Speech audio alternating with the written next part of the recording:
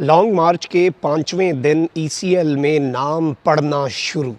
और अब मामला जो है ना सिर्फ वो संगीन होता जा रहा है बल्कि इमरान खान के लॉन्ग मार्च के हवाले से भी कुछ बहुत बड़े दावे सामने आ रहे हैं। नए आर्मी चीफ की तकर्री और इस तकर्री के हवाले से वजारत दिफा की समरी इमरान खान इस लॉन्ग मार्च के ज़रिए कुछ बहुत बड़ा करने जा रहे हैं और रावलपिंडी में पड़ाव आखिर किस मकसद के लिए है, इस हवाले से कुछ बहुत बड़े क्लेम्स सामने आ चुके हैं। और गुजरांवाला में कितने लोग कप्तान के लिए निकले हैं, जो वीडियोस सामने आ रही हैं उन वीडियोस ने थरथल्ली मचा दी है। और कांपे टांगने का सिलसिला जो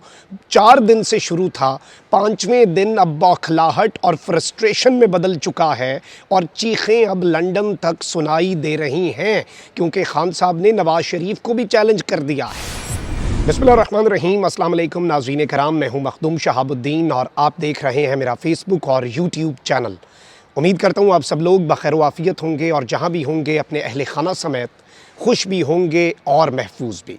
नाज़रीन कराम, इमरान खान का लॉन्ग मार्च और जिस तरह से ये लॉन्ग मार्च आगे बढ़ रहा है, जिस तरह से खुलकर चीज़ें अब हो रही हैं और अब नाम या इशारे किनायों से बात हर गुज़रते लम्हे आगे बढ़ रही है। DGISI और DGISPR की प्रेस कॉन्फ्रेंस के बाद खान साहब का इस प्रेस कॉन्फ्रेंस पर रिस्पॉन्स आना, फिर आज़म सवाती की प्रेस कॉन्फ्रेंस और इमरान खान साहब का मुतालबा, ये सारी की सारी चीज़ें ऑल्दो बहुत कुछ बैकडोर चल रहा होता है, लेकिन जो विजुअल्स आ जा रहे हैं और जो गुजरांवाला की आवाम ने रिस्पांस दिया है, और खान साहब को इस बात का इदराक था, क्योंकि जब आप लाहौर से निकलते हैं, आप GT रोड पर चढ़ते हैं, उसके बाद जिस तरह से मामलात आगे बढ़ेंगे और जब शहरों में आप जाते हैं, वहाँ से जो काफ़िले इकट्ठे होते हैं, वहाँ से अब रूरल एरिया से आप निकल रहे हैं और वहाँ से जा रहे हैं, वहाँ पर भी जो रिकॉर्ड्स हैं वो इमरान खान साहब ने बनाया। इससे पहले इतनी आवाम तो रूरल एरियाज़ में भी नहीं निकली, लेकिन जो गुजरांवाला के विजुअल्स ने तबाही मचाई है इम्पोर्टेड सरकार के कैंप में,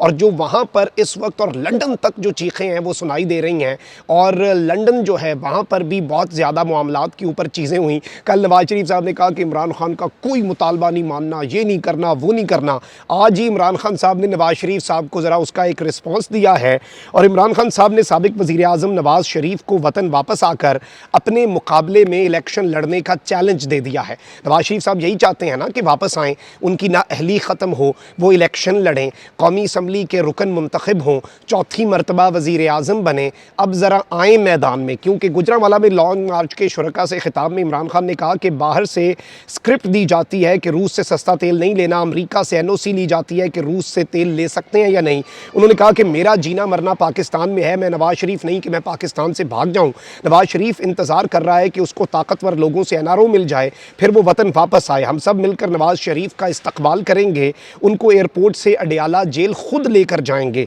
इमरान खान साहब ने कहा कि नवाज शरीफ ने अपनी जो मेडिकल रिपोर्ट्स हैं उनमें भी धांधली की, नवाज शरीफ और जरदारी मिलकर साजिश कर रहे हैं, और कहा है कि जिस हल्के में तुम इलेक्शन लड़ोगे नवाज शरीफ, मैं उसी हल्के में आऊँगा। अब ये जो नवाज शरीफ का ख्वाब है, क्योंकि एक चीज़ आप देख लें कि नवाज शरीफ साहब जहाँ से भी इलेक्शन लड़ते हैं, अगर वहाँ से इमरान खान साहब इलेक्शन लड़ लें तो फिर there is no other chance. अब तो लाहौर भी किला नहीं रहा, अब नून लीग का होम ग्राउंड क्या है आप नून लीग वालों से पूछें, उन्हें खुद नहीं पता होगा। एक दौर होता था बिल्कुल नून लीग का किला था पंजाब, फिर लाहौर, लेकिन वो किला जो है वो इमरान खान बहुत पहले तस्खीर कर चुके हैं। और अब जैसे जैसे लॉन्ग मार्च बढ़ रहा है, वहाँ पर नून लीग की खुसूसन जो सियासत है उसका आप ये कह सकते हैं कि उस सियासत पर इन्ना लिल्ला पड़ी जा रही है। अब यहाँ पर आपको मैं ये भी बता दूँ कि आज़म सवाती, उनके साथ जो कुछ हुआ, उनकी उम्र सबके सामने है, बुज़ुर्ग हैं, पोते पोतियों वाले हैं, उनके साथ जो मामलात हुए, उन्होंने एक मरतबा फिर स्टेटमेंट दी है, उन्होंने फिर अपना बयान जारी किया है और उन्होंने कहा कि मेरी जान निकाल लेते परवाह नहीं थी, लेकिन मेरी इज्जत पर हाथ डाला गया। और वो back to back press conferences कर रहे हैं और किसी भी सूरत यहाँ पर जो आज़म सवाती साहब हैं वो अपने मुतालबात से पीछे नहीं हट रहे। आज उन्होंने एक और स्टेटमेंट दी कि जनरल बाजवा साहब,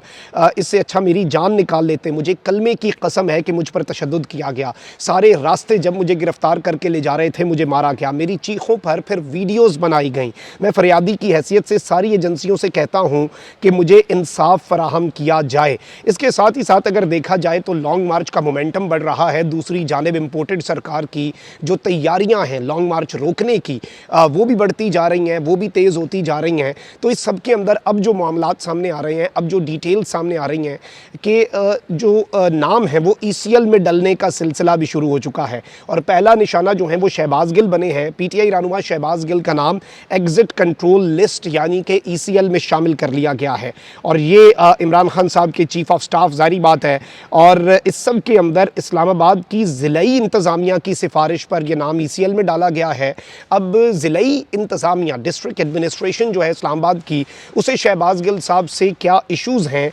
ये तो मैं नहीं मुझे समझ नहीं आ रही कि इसके पीछे क्या रीज़न हो सकती है या क्या मामलात हो सकते हैं। लेकिन ये ज़रूर कहा जा सकता है कि अब जो चीज़ें हैं और जो कार्रवाइयाँ हैं वो बढ़ती जा रही हैं, मामलात जो हैं वो आगे से आगे बढ़ते जा रहे हैं और मामलात के अंदर कंट्रोल जो है वो इस वक्त ऐसा लग रहा है कि खोने का अमल जो है वो भी शुरू हो चुका है। अब यहाँ पर कुछ और डेवलपमेंट्स भी हैं जो आपके सामने रखनी है और इमरान खान साहब के हवाले से हर गुज़रते लम्हे, हर गुज़रते दिन बहुत से दावे आ रहे हैं। कभी मार्शल लॉ का दावा आ जाता है, कोई सहाफ़ी ये बात कम्युनिकेट कर देते हैं कि मार्शल लॉ लग सकता है, इमरान खान को 11 साल इंतज़ार करना पड़ सकता है। खान साहब ने उसका